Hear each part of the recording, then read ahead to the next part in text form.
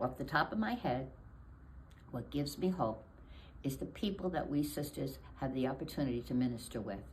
I was in St. Luke's School in Whitestone, 22 sisters in a convent, but we still had some lay teachers in the school.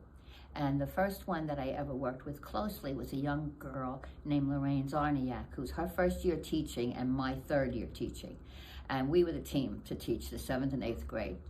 And she turned out to be such a fine and value-centered person, even as a young girl. And I met her again years later when she was a DRE in St. Mary's in Manhasset. And always her values are so strong and always committed to Catholic education.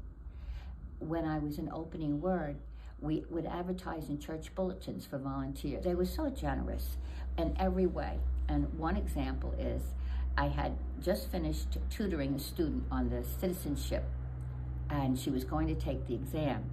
And this was the day that I found out that it cost at that time $700 or $800 to take the citizenship test. And I was saying this at a table, so I think it must have been some kind of volunteer luncheon or something, and I was telling a volunteer.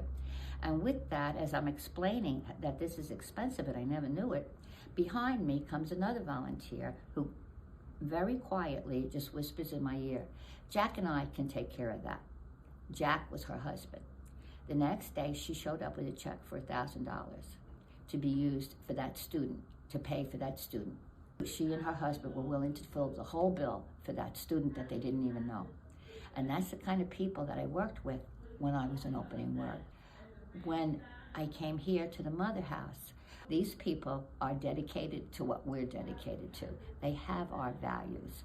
You can see it in the Mother House right now at the loss of our wonderful maintenance man, Wilson Christian. Wilson not only has been here at the Mother House for a bit of time, but he also worked at Dominican Commercial from the time he was a kid, from before he was even married or a father. He has been with the Dominicans.